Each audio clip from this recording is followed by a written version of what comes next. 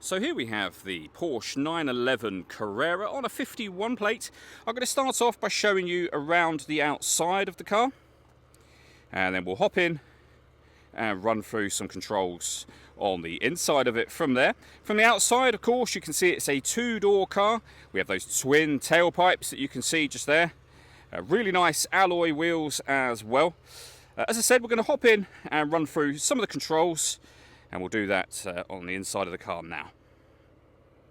Just briefly before we climb in, I think it's well worth seeing the interior from this exterior point of view. There's plenty to run through on the dashboard, so let's hop in, and as I said, we'll do that right now.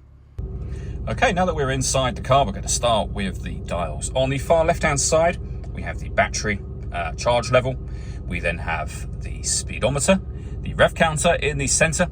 On the right-hand side, we have the fuel gauge, the coolant temperature gauge, the oil temperature as well. And in the center of that right-hand dial, it will show you what gear this car is in. It's an automatic, so of course we're in park at the moment. In the center of the rev counter, you can see the total miles for this car there, 140,628. There is a stack of service history throughout this entire car's mileage, so plenty of service history, which you'll be able to see should you wish to come and look at the car. If we back out to the steering wheel next, we can change up and down a gear manually with this automatic gearbox using these buttons. We have our cruise control.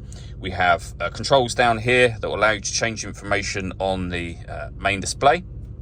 And then over into the center, firstly, we have our climate control. So you can adjust the temperature, the fan speed up and down from here.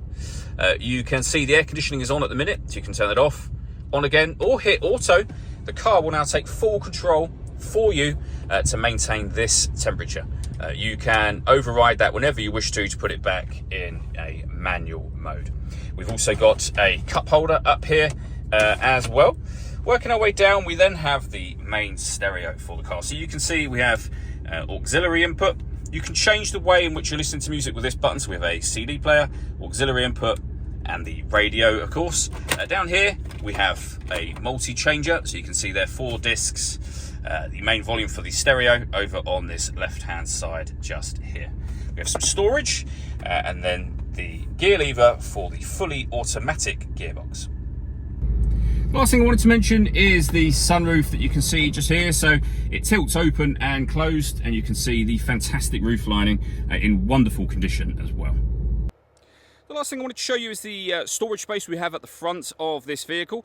Given the nature of this type of car, not a bad amount of space at all. All that leaves me to say is thank you for taking the time to watch this video.